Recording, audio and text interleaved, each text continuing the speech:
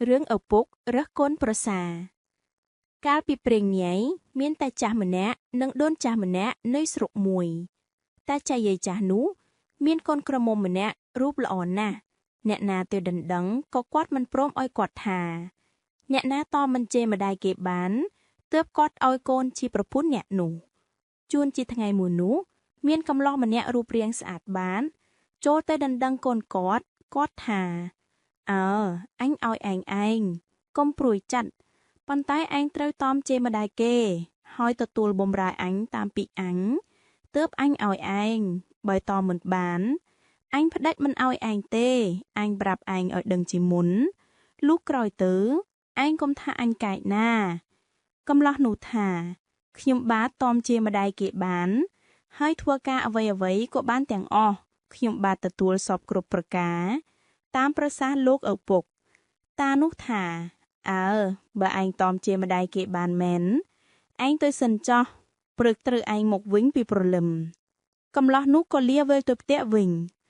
ព្រឹកឡើងកំឡោះនោះមកវិញចូលទៅបម្រើឪពុកម្ដាយក្មេកនោះប្រើកងក្រមុំគាត់ឲ្យរៀបបាយទឹកឲ្យអ្នកកំឡោះនោះស៊ីរួចហើយតានោះក៏ប្រាប់ទៅកូនប្រសាថាណែកូនចូលកូនទៅចាប់ក្របីទៅភ្ជួរស្រែកូនឯងភ្ជួរដល់រាបដល់ថ្មនៅឯស្រែនោះយំទេវហើយសុំឯងដោះក្របីអ្នកកំឡោះទៅចាប់ក្របីមកទឹមហើយទៅភ្ជួរស្រែតាំងពីព្រលឹមដល់ថ្ងៃត្រង់ក៏ថ្មពុំយំក្របីដើរពុំរួចក៏ថ្មចេះទៅឈឹងពុំយំសោះអ្នកកំឡោះឃ្លានបាយណាស់ត្រង់ពុំបានជេរម្ដាយថាម្ដាយអាថ្មនេះកាលណានឹងយំឡើងកំឡោះនោះជេរតែប៉ុណ្ណោះតានោះក៏ស្ទុះចេញពីក្រោយថ្មមកថាណែចុះឯងដោះក្របីលែងហើយទៅផ្ទះឯងចុះអញផ្ដាច់កូនហើយត្បិតឯងតមជាម្ដាយមិនបានកំឡោះនោះក៏ដោះក្របីលែងហើយទៅផ្ទះវិញថ្ងៃក្រោយមកមានកំឡោះម្នាក់ចូលទៅដណ្ដឹងកូនតានោះទៀតគាត់ក៏បង្គាប់ដោយកំឡោះមុនដែរតែអ្នកកំឡោះក្រោយគេមានប្រាជ្ញាគេទៅភ្ជួរស្រែវែកបាយទៅស៊ីផងលុះភ្ជួរដល់ថ្ងៃខ្ពស់ឃ្លានបាយក៏បញ្ឈប់ក្របីស៊ីបាយរួចហើយក៏ភ្ជួរទៀតទល់ថ្ងៃជ្រេពីត្រង់ក៏ថ្មពុំយំក្របីក៏អស់ជើងដាវពុំរួចកាលបណ្ណៈកំឡោះបកក្របីទៅដល់ចិត្តថ្មនោះអ្នកធ្វើជាស្ដីថាលោកថ្មអើយយំឡើងក្របីដាវពុំរួចទេអាណិតក្របីផងទៅខ្លួនខ្ញុំអេតបើអីទេខ្ញុំមានបាយស៊ីហើយភ្ជួរដល់យប់ក៏បានដែរបើមិនអាណិតខ្ញុំអាណិតតែក្របីតែចុះត្បិតវាជាសត្វកំឡោះនោះអង្វរដូចម្ដេចក៏ថ្មពុំយំអ្នកកំឡោះនោះក៏ពុំជេរត្បិតវាដឹងថាតានោះទៅពូនក្រោយថ្មលុះនិយាយយូរទៅតានោះមើលមកឃើញក្របីដើរពុំរួតមែនគាត់នឹកអាណិតក្របីគាត់ក៏យំក្រោយថ្មនោះឮតែទេវអ្នកកំឡោះនោះក៏ដោះក្របីឲ្យស៊ីស្មៅហើយមកផ្ទះឪពុកក្មេកវិញតានោះក៏ឲ្យកូនគាត់លើកបាយមកឲ្យអ្នកកំឡោះនោះស៊ីលុះល្ងាចតាប្រាប់ថាកូនអើយទៅផ្ទះឯងចុះព្រឹកសឹមឯងមកវិញ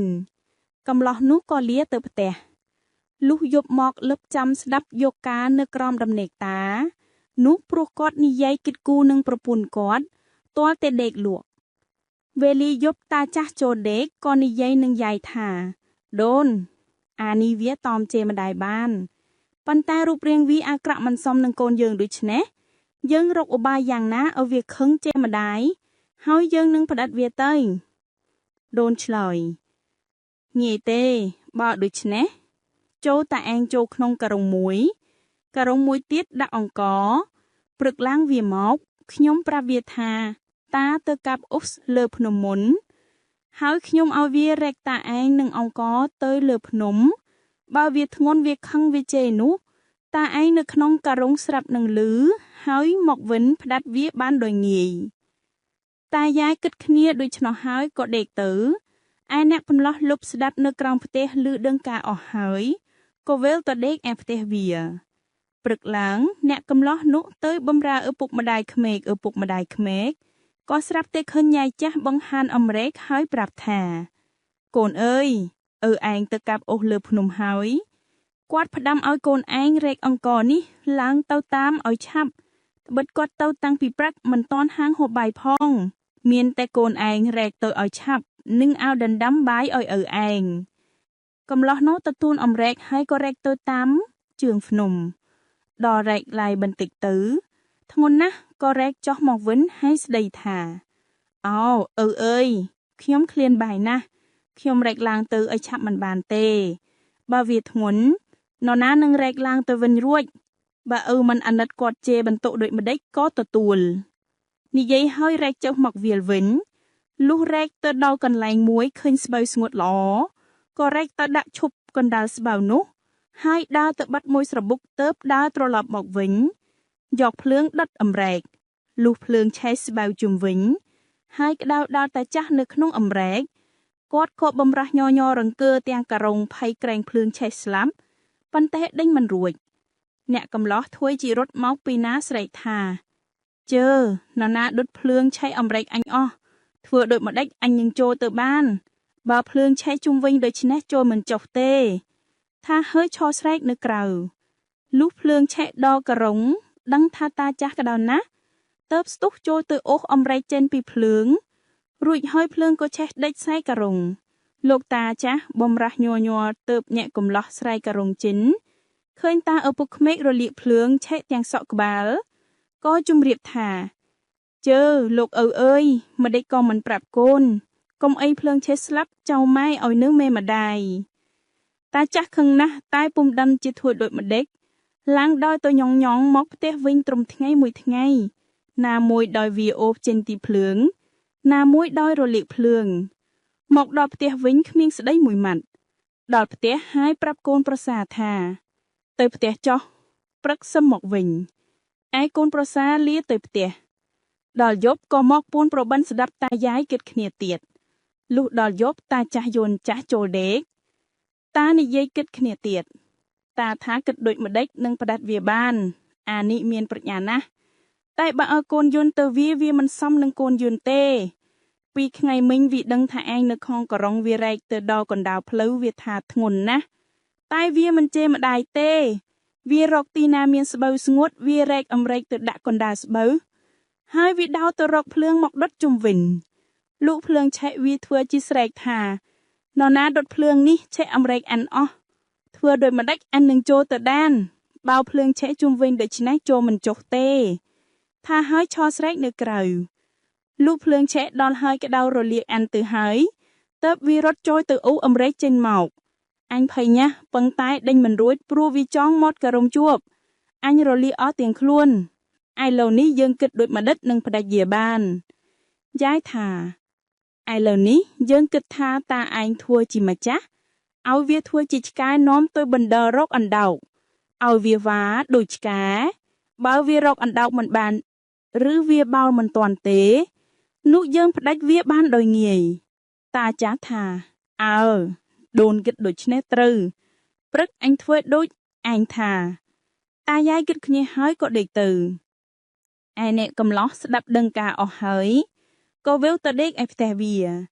ដល់មន់រងោទៅពួនអណ្ដោកយកទៅចងខ្លួនគុំពោះស្បៅវាលឯនេះឯនោះផ្ទះពេញតែវាលដែលតាចាស់គាត់គិតទៅរកអណ្ដោកហើយវិលមកផ្ទះ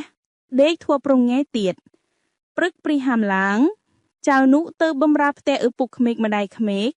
ក៏ឲ្យកូនក្រមុំគាត់រៀបបាយលើកយកមកឲ្យស៊ីរួចហើយតានោះ